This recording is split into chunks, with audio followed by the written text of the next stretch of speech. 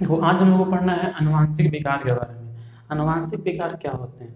तो जैसे नाम से ही स्पष्ट है, आनुवांशिक विकार मतलब वैसे विकार, विकार मतलब रोग, खराबी, डिसऑर्डर। तो वैसे विकार जो आनुवांशिक हों, मतलब कि जो एक पीढ़ी से अगले पीढ़ी में जाते हों, उन्हें कहते हैं आनुवांशिक विकार। हम लोग एक चैप्टर पढ़ेंगे मानव स्वास्थ्य एवं रोग, जहाँ हम बताएंगे कि रोग बहुत प्रकार के होते हैं, ठीक है। उसी में से एक प्रकार है आनुवांशिक रोग, जो कि जन्म के साथ ही होते हैं। जन्म के साथ होने का मतलब क्या है कि ये माता पिता से बच्चों में आते हैं। तो वैसे जो विकार हैं जो माता पिता से बच्चों में आते हैं, उन्हें ये क्या कहा जाता है? आनुवांशिक विकार कहा जाता है। तो लिख सकते हो वैसे विकार जो एक पीढ़ी से अगले पीढ़ी में स्थानांतरित होते हैं, उन्हें आनुवांशिक विकार कहा जाता है। जो विकार एक पीढ़ी से अगले पीढ़ी में स्थानांतरित हों, उन्हें क्या कहेंगे? आनुवांशिक विकार कहेंगे। अब देखो आनुवांशिक विकार दो प्रकार का होता है। एक होता है मेंडलियन विकार और दूसरा होता है गुणसूत्रीय विकार। एक होता है मेंडलियन विकार और एक होता है गुणसूत्रीय विकार। इसको बोल सकते हैं मेंडेलियन डिसऑर्डर। बेहतर होगा कि डिफिनेशन भी लिखते चलिए, आप हम नहीं भी लिख रहे हैं फिर भी लिखते चलो खुद से, ठीक है। बोल रहे हैं वहीं लिखते रहो, क्रोमोजोमल डिसऑर्डर। तो मेंडल आनुवांशिक विकार क्या है बोले? वैसे विकार जो एक पीढ़ी से अगले पीढ़ी में स्थानांतरित हों, उन्हें आनुवांशिक विकार कहते हैं। अब एक पीढ़ी से अगले पीढ़ी में कैसे जाएगा? जैसे मान लो किसी का अगर हाथ कट गया, तो क्या ये उसके संतति में जो उसका बच्चा पैदा होगा उसका भी हाथ कटा हुआ रहेगा? नहीं। तो ये मतलब एक पीढ़ी से अगली पीढ़ी में जाएगा नहीं। एक पीढ़ी से अगले पीढ़ी में वही लक्षण जाते हैं जो लक्षण कहाँ होते हैं? जीन में होते हैं, मतलब क्रोमोजोम में होते हैं, गुणसूत्र में होते हैं। तो वैसे विकार हैं जो कि जीन, गुणसूत्र इनको प्रभावित कर देते हैं, उन्हें ही कहते हैं आनुवांशिक विकार। ये होते हैं दो प्रकार के, मेंडलियन विकार और कौन होता है? गुणसूत्रीय विकार। तो मेंडलियन विकार क्या है? देखो मेंडलियन से मतलब क्या है? हम लोग पढ़े थे अभी कि मेंडल जो थे, इन्होंने सबसे पहले जीन के बारे में बताया था। सबसे पहले जीन के बारे में, हालांकि जीन नाम जॉनसन ने दिया था, लेकिन सबसे पहले जीन के बारे में कुछ ना कुछ तो है जो एक पीढ़ी से लक्षण को अगले पीढ़ी में ले जाने का काम कर रहा है। इसके बारे में बताने का काम सबसे पहले किसने किया था? मेंडल महोदय ने किया था। और इसीलिए अगर जीन में चेंजिंग के कारण, एकल जीन में हुए परिवर्तन के कारण, मान लो जीन में परिवर्तन हो जाए तो जीन क्या करता है? किसी लक्षण को नियंत्रित करता है। अब अगर जीन में कोई परिवर्तन होगा तो पूरा पूरा लक्षण परिवर्तित हो जाएगा। तो एकल जीन में परिवर्तन के कारण जो विकार उत्पन्न होते हैं उन्हें कहते हैं मेंडलियन विकार।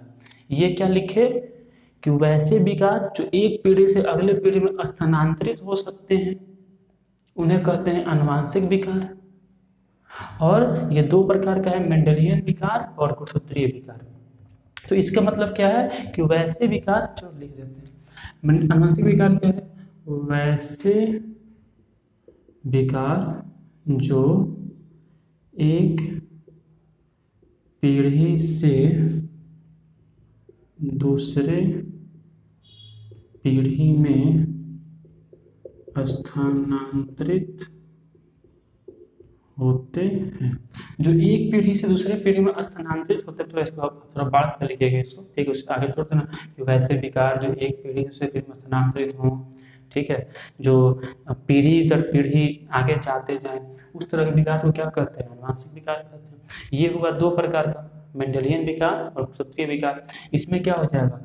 वैसे विकार, विकार मतलब बीमारी, रोग, वैसे विकार जो एकल जीन में हुए परिवर्तन के कारण उत्पन्न हो, उसे मेंडलियन विकार कहेंगे। लिख लीजिएगा इसको, वैसे विकार जो एकल जीन में हुए परिवर्तन के कारण, मतलब कोई जीन परिवर्तित हो जाए। अब लक्षण को नियंत्रित कौन कर रहा है? जीन नियंत्रित कर रहा है। और जब जीन ही परिवर्तित हो जाएगा तो क्या वो लक्षण रह पाएगा? नहीं। तो उस तरह का जो विकार उत्पन्न होगा, जो खराबी उत्पन्न होगा जीन में परिवर्तन से, उसे ही क्या कहते हैं? मेंडलियन विकार कहते हैं। इसका उदाहरण क्या क्या है? तो इसका उदाहरण है आपको हीमोफीलिया। इसका उदाहरण क्या क्या है? हीमोफीलिया है। इसके अलावा आपको फिनाइल कीटोन्यूरिया, ये सब पढ़ना है, सब आता है एग्जाम में लिखने के लिए। फिनाइल कीटोन्यूरिया और कौन है? Sickle cell anaemia, sickle cell anaemia. और है आपको वर्णांधता, जिसको कि कलर ब्लाइंडनेस भी कहा जाता है। और है थैलेसीमिया, ठीक है, थैलेसीमिया, ठीक है। तो ये सब हुए मेंडेलियन विकार। अगर हम बात करें गुणसूत्रीय विकार का, ठीक है, अब ये समझ लिए क्या है मेंडेलियन विकार क्या है? वैसे विकार जो एक पीढ़ी से अगले पीढ़ी में स्थानांतरित हो, वैसे विकार जो एक पीढ़ी से अगले पीढ़ी में स्थानांतरित हो, और जो उत्पन्न कैसे हुए हैं? एकल जीन में हुए परिवर्तन से, जीन में हुए परिवर्तन से उत्पन्न हुए हैं, तो उन्हें कहेंगे मेंडेलियन विकार। जैसे कि haemophilia, phenylketonuria, sickle cell anaemia, वर्णांधता और थैलेसीमिया। अब बताता है गुणसूत्रीय विकार का। ये गुणसूत्रीय विकार क्या होता है? देखो, नाम से ही स्पष्ट है, गुणसूत्रीय मतलब गुणसूत्र में अगर कुछ परिवर्तन हो जाए, अगर गुणसूत्र में कुछ खराबी आ जाए, तब जो विकार उत्पन्न होगा उसको बोलेंगे गुणसूत्रीय विकार। जैसे कि मान लो कि अगर हम इंसान का बात करें तो इंसान कितना गुणसूत्र होता है? 46। अब मान लो उसमें से एक क्रोमोसोम बढ़ जाए या एक क्रोमोसोम घट जाए, तो क्या वो इंसान नॉर्मल रह पाएगा? नहीं, उसमें कुछ ना कुछ लक्षण आ जाएगा या कुछ ना कुछ चेंजिंग तो होगा ही। तो वैसे जो विकार है जो उत्पन्न हो रहे हैं गुणसूत्र में चेंजिंग के कारण, उन्हें क्या कहा जाता है? गुणसूत्रीय विकार, ठीक है। हालांकि ये भी 2 प्रकार का होता है, और जब हम लोग पढ़ेंगे इसके बारे में तब हम लोग वही देखेंगे। अभी के लिए इतना ही है कि वैसे विकार जो गुणसूत्र के बढ़ जाने, गुणसूत्र के बढ़ जाने या घट जाने से उत्पन्न होता है, उसे क्या कहते हैं? गुणसूत्रीय विकार। जो विकार एकल जीन में हुए परिवर्तन से उत्पन्न होता है उसको कहते हैं मेंडेलियन विकार। और जो विकार गुणसूत्र के बढ़ जाने, 46 से 47 हो जाए, 45 हो जाए, तो बढ़ जाने या घट जाने से जो विकार उत्पन्न होगा उसको बोलेंगे गुणसूत्रीय विकार। जैसे हो जाएगा डाउन सिंड्रोम। ये सब हम लोग पढ़ेंगे विस्तार से, अभी केवल हम नाम देख रहे हैं। टर्नर सिंड्रोम, ठीक है, क्लाइनफेल्टर सिंड्रोम, क्लाइनफेल्टर सिंड्रोम। तो ये सब जो है गुणसूत्रीय विकार है, ठीक है। एक फिर से देख लो, इसका स्क्रीनशॉट ले लो। आनुवांशिक विकार क्या है? वैसे विकार जो एक पीढ़ी से दूसरे पीढ़ी में स्थानांतरित होते हैं उन्हें कहेंगे आनुवांशिक विकार। 2 तरह का है, मेंडेलियन विकार और गुणसूत्रीय विकार। मेंडेलियन विकार क्या है? वैसे विकार जो एकल जीन में हुए परिवर्तन से, एक जीन परिवर्तित हो जाए। जीन कहाँ होता है? क्रोमोसोम पर बहुत सारे जीन होते हैं, 20-25,000 जीन होते हैं। उस जीन में अगर चेंजिंग हो जाए तब जो विकार उत्पन्न होता है उसको कहते हैं मेंडेलियन विकार। और अगर गुणसूत्र में चेंजिंग हो जाए, गुणसूत्र बढ़ जाए या घट जाए, तब जो विकार उत्पन्न होता है उसको कहते हैं गुणसूत्रीय विकार। जो मेंडेलियन विकार है, वैसे विकार जो एकल जीन में हुए परिवर्तन से उत्पन्न होता है उसको बोलते हैं मेंडेलियन विकार। उदाहरण क्या है? हीमोफीलिया। फिर सबको हम लोग टॉपिक है, सबको 1 by 1 पढ़ेंगे। Haemophilia, phenylketonuria, sickle cell anaemia, वर्णांधता, थैलेसीमिया। वैसे इसमें देखो तो डाउन सिंड्रोम क्या होता है पढ़ेंगे नेक्स्ट वीडियो में, टर्नर सिंड्रोम और क्लाइनफेल्टर सिंड्रोम, ठीक है। अभी हम लोग शुरू करेंगे मेंडेलियन विकार से, पहले इन सबको पढ़ेंगे तब इसको पढ़ा जाएगा, ठीक है। स्क्रीनशॉट ले लिए इसका, चलो ठीक है। हम लोग आगे पढ़ेंगे और जो मेंडेलियन विकार है उसमें से एक आज पढ़ेंगे और बाकी सब आगे के वीडियो में पढ़ा जाएगा।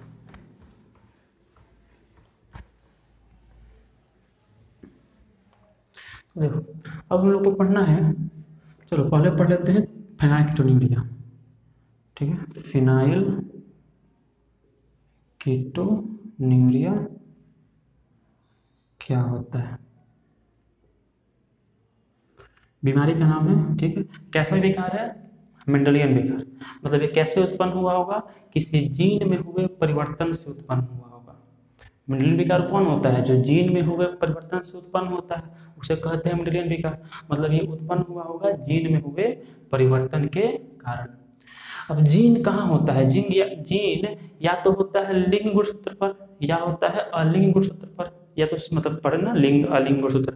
ये जो 22, अगर इंसान का हम बात करें तो 22 जोड़ा अलिंग गुणसूत्र होता है। जो गुणसूत्र नर और मादा में समान रूप से होता है उसको कहा जाता है अलिंग गुणसूत्र या कायिक गुणसूत्र। और जो गुणसूत्र नर और मादा में अलग अलग होता है उसको कहा जाता है लिंग गुणसूत्र। जैसे कि इंसान का बात करें तो जो 22 जोड़ा गुणसूत्र है वो अलिंग गुणसूत्र है, और जो एक जोड़ा गुणसूत्र है वो लिंग गुणसूत्र है, जिसमें कि नर में होता है XY, मादा में होता है XX। तो ये जो फेनाइलकेटोन्यूरिया है इसका जीन कहाँ होता है, तो इसका जीन होता है अलिंग गुणसूत्र पर। तो हम लिखेंगे कि यह अलिंग सहलग्न, ठीक है, मतलब इसका जीन कहाँ होता है, अलिंग गुणसूत्र पर होता है।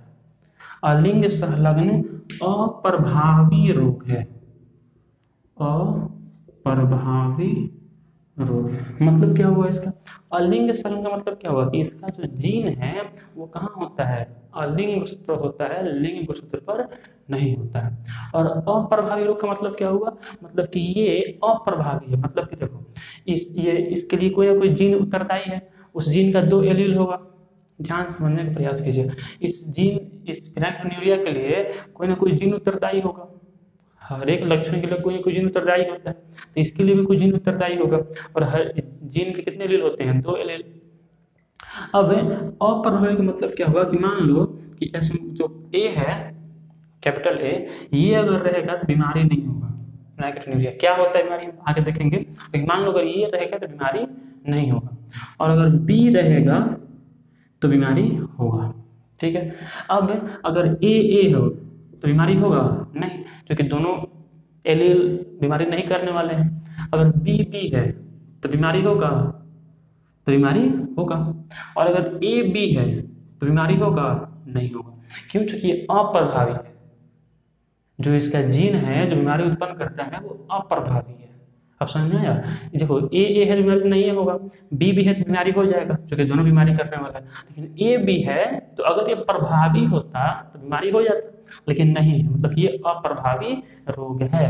मतलब अगर विषम विभजी स्थिति है तो यह अप्रभावी रोग होता है, ठीक है। और इसका गुणसूत्र कहाँ हो, इसका जीन किस गुणसूत्र पर होता है, तो अलिंग गुणसूत्र पर होता है। अब इसमें होता क्या है, तो देखो पता होगा कि हमारे बॉडी में प्रोटीन है ना। हम लोग मुख्य रूप से 3 सूक्ष्म जो पोषक पदार्थ है उसको लेते हैं, कार्बोहाइड्रेट, प्रोटीन और वसा। बृहद पोषक पदार्थ 3 कार्बोहाइड्रेट है, प्रोटीन है और वसा है। उसमें से जो प्रोटीन होता है वो बना होता है एमिनो अम्ल का। प्रोटीन बना होता है किसका, एमिनो अम्ल का। और 20 प्रकार के एमिनो अम्ल होते हैं। कितने प्रकार के होते हैं, 20 प्रकार के, 20 टाइप के एमिनो अम्ल होते हैं। और जो 20 टाइप के एमिनो अम्ल हैं उसमें से कुछ एमिनो अम्ल बॉडी के लिए अच्छे होते हैं, उनको बॉडी उसी रूप में स्वीकार कर लेता है, और कुछ एमिनो अम्ल बॉडी के लिए सही नहीं होते हैं। तो बस उन्हीं में से एक एमिनो अम्ल है जिसका नाम है फिनाइल एलानिन। क्या नाम है, फिनाइल एलानिन। ये जो एमिनो अम्ल है ये बॉडी के लिए सही नहीं है, बॉडी के लिए नुकसानदायक है। तो जैसे ही ये एमिनो अम्ल आता है तो कुछ एंजाइम क्या करते हैं, इस फेनाइल एलानिन को टायरोसिन में बदल देते हैं। टायरोसिन भी एक एमिनो अम्ल है जो कि अच्छा एमिनो अम्ल है, जिसकी हेल्प से हमारे मस्तिष्क में बहुत सारे जो केमिकल्स हैं वो इस टायरोसिन के बने होते हैं। तो फेनाइल एलानिन को जो एंजाइम है बदलता है किसमें, टायरोसिन में। लेकिन इस बीमारी में क्या होता है कि जीन चेंज हो जाता है, जिससे कि ये एंजाइम नहीं बन पाता। अब जब ये एंजाइम नहीं बनेगा तो फिनाइल एलानिन टायरोसिन बदल नहीं पाएगा, और फिर क्या होगा कि फिनाइल एलानिन जमा होना शुरू होगा, और फिनाइल एलानिन जब जमा होगा तो ये बदल जाएगा फिनाइल पायरुविक अम्ल में। किसमें बदल जाएगा, फिनाइल पायरुविक अम्ल। और जो फिनाइल पायरुविक अम्ल है इसके जमा होने से मस्तिष्क में दुर्बलता जैसी समस्या उत्पन्न होता है, मानसिक संतुलन धीरे धीरे इंसान खोते जाता है। इसी बीमारी को कहते हैं फेनाइलकेटोन्यूरिया। फिर से देख लो, यह कैसा रोग है, मेंडेलियन विकार है, मतलब किसी न किसी जीन में हुए परिवर्तन से यह उत्पन्न हुआ होगा। अब जीन में परिवर्तन हुआ है तो जीन या तो होता है लिंग गुणसूत्र पर, जैसे हम लोग पढ़ेंगे, जैसे उदाहरण लिखवाया था ना मेंडेलियन विकार का, हीमोफीलिया, सिकल सेल एनीमिया, उसमें से कुछ का जीन होता है लिंग गुणसूत्र पर, कुछ का जीन होता है अलिंग गुणसूत्र पर। तो जो फेनाइलकेटोन्यूरिया है इसका जीन होता है अलिंग गुणसूत्र पर। तो यह जो है एक अलिंग संलग्न, मतलब इसका जीन कहाँ होता है, अलिंग गुणसूत्र पर होता है, उससे जुड़ा हुआ अप्रभावी रोग है, मतलब प्रभावी नहीं है, मतलब इसका अगर कोई और जीन उपस्थित है तो वो प्रभावी होगा, ये अप्रभावी होगा। इसमें होता क्या है, तो फिनाइलएलानिन को टायरोसिन में बदलने वाला जो एंजाइम है वो एंजाइम नहीं बन पाता है, जो कि इस एंजाइम को कोई ना कोई प्रोटीन बनाता होगा, सॉरी इस एंजाइम को कोई ना कोई जीन बनाता होगा। हमारे शरीर में हर चीज़ के लिए जीन है, तो इसके लिए कोई जीन होगा। लेकिन होता क्या है कि इस बीमारी में जो जीन इसको बना रहा था वो जीन प्रभावित हो जाता है, वही जीन में खराबी आ जाता है, तो ये एंजाइम बन नहीं पाता है। तो उससे फिनाइलएलानिन जो कि खतरनाक एमिनो अम्ल है, वो अच्छा एमिनो अम्ल टायरोसिन है, उसमें परिवर्तित नहीं हो पाता है।